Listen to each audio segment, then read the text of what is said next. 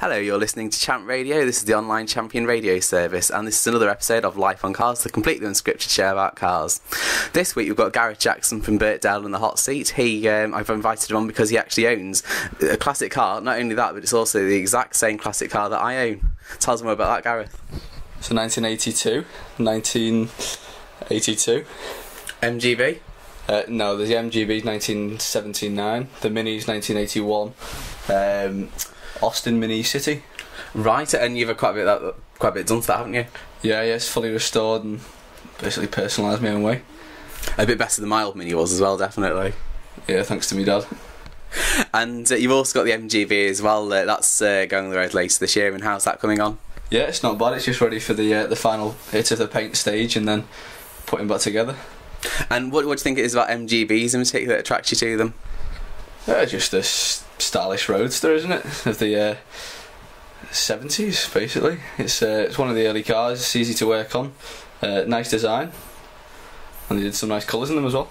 Excellent. Well, let's crack on with the cars we've got for this week, and we'll begin this week with another classic British sports car. This is the Jaguar E-Type, which next month actually celebrates its 50th birthday. I personally think it's the most beautiful car ever made. What do you think? I'd have to agree, mate. I'd have to agree. It is very good. A stunning piece of machinery. I think it's. I think it's one of those cars that everybody should hate, didn't they? Absolutely. I like the fluted exhaust on them.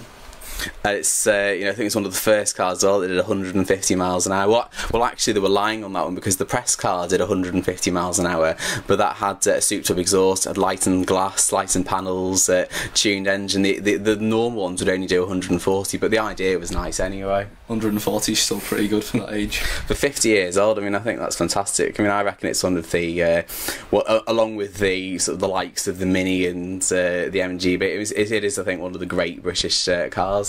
I'd have to agree. Definitely, yeah.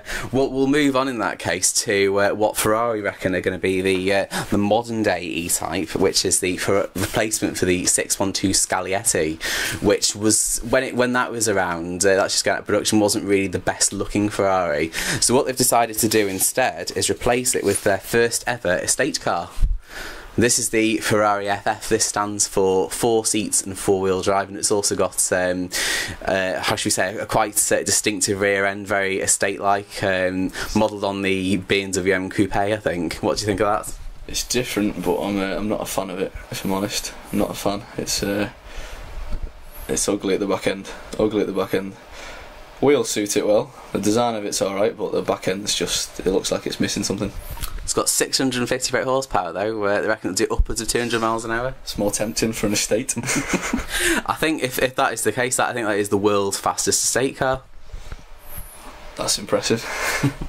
So even with the distinctive, shall we say, rear end, would you buy one if you had just under £200,000? No, I'd have to go for a saloon car or a coupe. What about another Ferrari? I'd quite like the 599.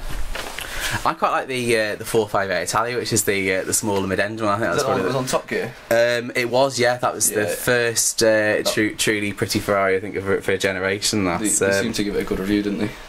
I mean, this one apparently has got an all-new V12 engine. It apparently has unprecedented levels of performance, and also includes Ferrari's first ever 4-wheel drive system. So I've got to admit, for an estate car, it seems quite short. Quite short. Yeah, the back end's quite short for an estate car. It has got like an elongated roof line. However, it is still quite short for an estate car. Front end looks like a Ferrari. Back end doesn't. Back end, like you said, looks like a BMW. Yeah, I think if push came to shove, if I actually had children that I needed to carry around to school, I would probably, if I could afford that car, I would probably buy a 458 and then another saloon car, I think. Would you have one? I wouldn't actually. I think I would have the 458, and then I would go to Maserati, who are actually owned by the same people who own Ferrari, and then buy a Quattroporte instead. Oh yes.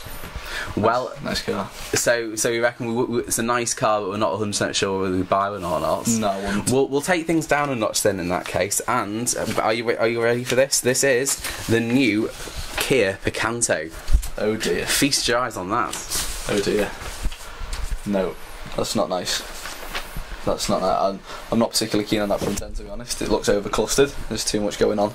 I do think it's an improvement on the old one. I mean, the old one had a similar layout to it, but I think they've tidied up the styling. I think. Still not sure whether I'd buy one over Fiesta though.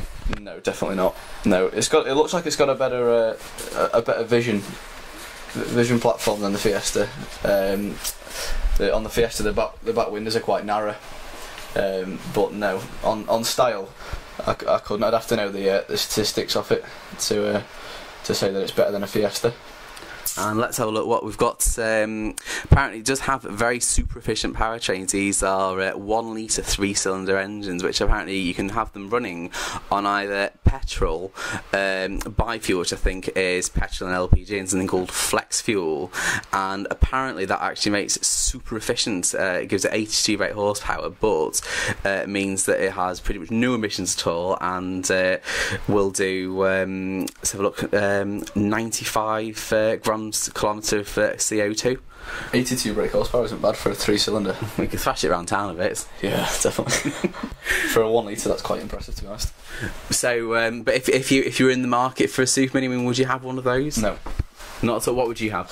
I'd need longer to think. I honestly couldn't tell you off the top of my head. I'd have to go and have a think about it. Well, you do have a Fiat Punto on the drive, I know that. Would you have that over a Kia Picanto? Yeah. What about the new Fiesta? No, I do like the new Fiesta, yeah. I've driven one as well, and they are quite a nice car. So the vision's just not particularly great on it when you're trying to reverse. But yeah, it's got to be better than the Kia. Yeah. It's got to be better than the Kia.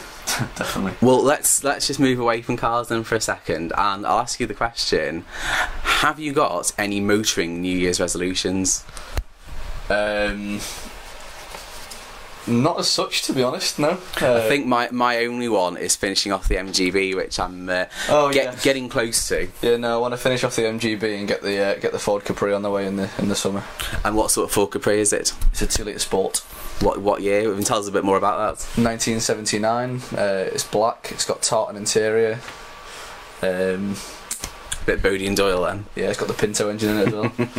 Well, I was going to say, I've actually got a list here. These are the top 5 apparently motoring New Year's resolutions, and I don't think I'm not sure. I haven't heard of anyone who's actually set themselves any of these. But number 1, well, actually tying for number 1, first one is trade in your car for a greener, cleaner model.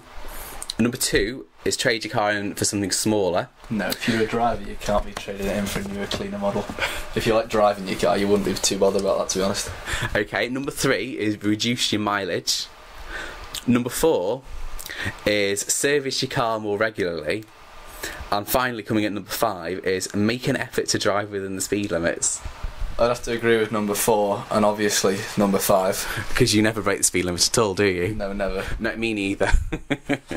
But I have to say, Volkswagen has come up with an answer to at least one of those, which is trading in your car for a greener, cleaner model with something called the XL1 concept. I've got a picture of it here for you now. This is the car that does over 300 miles per gallon. It is the one that does over 300 miles per gallon. This does. Jen was actually telling me about it today. Yes, this is a Volkswagen that does 313 to the gallon. I'm not particularly keen on the spats on the back wheels. I think that's probably to help reduce the wind resistance and help bump up your MPG. If I'm 100% honest, like I said to the gent today, I'd sooner have less miles per gallon and have a better looking car, because the front end looks nice. The front end, I think, looks a lot like the Scirocco. Yeah. I was thinking that. Yeah. But I think the back end. Do you remember the original Honda Insight from about 10 years ago? Oh dear, yes. Yeah, that's what that reminds me of. And you also have to remember as well with the XL1 that it does actually have. It's the seats are a tandem, so it's a 2-seater, but it's one behind the other. Right. So Volkswagen say that they're not going to be making that particular car, so that won't be in the showrooms anytime soon, but they say that a car that is a lot like it will be in there, so I would probably expect a Polo with the wheel spats on it. I wouldn't be a fan, to be honest. That is a nice car, but I'd sooner go for, say, 250 miles per gallon as opposed to over 300 to have a better looking car. because that's part of the reason you buy a car nowadays, isn't it? I think it's rather stick with 27 miles to the gallon on my MGB and enjoy the performance, at least until I'd have to agree. petrol stays below £5 a litre or whatever it is. I'd have to agree. Yeah. Well, I think that's all we've got time for this week. If anyone listening wants to join the Life on Cars radio, then get in touch. Lifeoncars.blogspot.com is the internet address. That's lifeoncars.blogspot.com. If you want to get in touch by telephone, it's 01704 392 404, or you can email me, David Simister, at david.simister@champnews.com. Until next time, have a look at the new cars coming out on the blog, and we'll be back soon with more new cars and reviews. Thank you very much.